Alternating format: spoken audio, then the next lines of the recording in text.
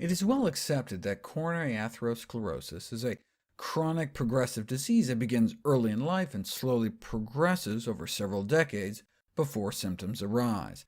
However, the average age in cholesterol-lowering drug trials is 63, and therefore people had already been exposed to a lifetime of circulating LDL cholesterol. So no wonder pharmaceutical therapies typically reduce cardiovascular disease risk by only 20 to 30%. We know LDL, so-called bad cholesterol, plays a central role in the initiation, development, and progression of our number one killer. Over 100 prospective studies involving more than 1 million people have demonstrated that those with higher LDL levels are at higher risk. It seems reasonable to assume that if lowering cholesterol later in life can help, then keeping LDL levels low early in life may prevent our arteries from getting clogged in the first place. But let's not just assume. It would be considered unethical to set up a controlled clinical trial in which young adults with elevated serum cholesterol levels were treated or not treated over their lifetime, just like you couldn't ethically set up a study in which half the kids are made to start smoking to see if smoking really does cause lung cancer. That's where observational studies come in. You can follow people who already smoke and compare their disease rates to those that don't. It's like 40 years ago when the president of the American Heart Association tried to argue that we should all stop smoking, even though there were no randomized controlled trials. Look, those who smoke have a higher risk of heart attack. The more we smoke, the higher the risk, and after we stop, our risk drops. The same can be said for high cholesterol. If you look at young men aged 18 through 39 and follow them for up to 34 years, cholesterol levels, even when you're young, predicts long-term risk of heart disease and death.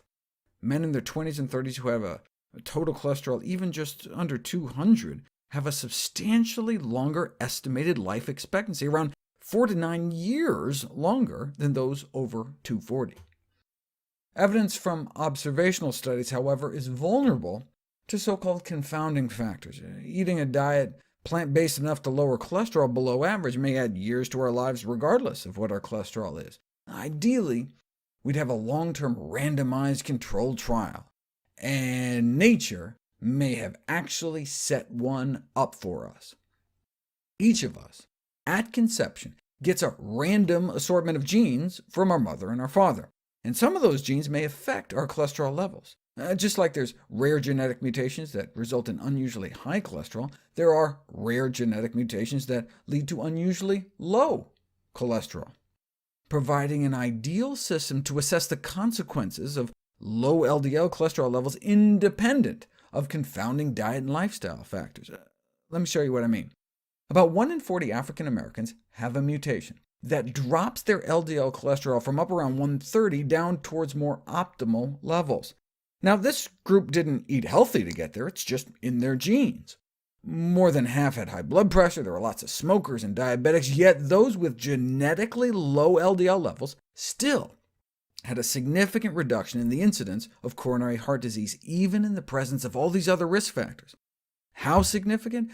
How much less heart disease? How about 88% of heart disease gone? The astounding finding was that the heart disease risk in these individuals was reduced by more than 80%, whereas the same 20 to 40 point decrease in LDL from drugs only reduces risk like 30%. Makes sense, though, right? The folks with the mutation had low levels like that their whole life. They didn't just start taking some pill when they were 60 years old.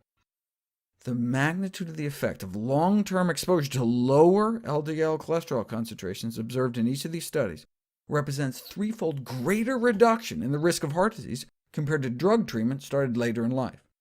For you fellow research nerds out there, check out that p-value. You'd have to do like a quintillion studies to get that kind of result by chance.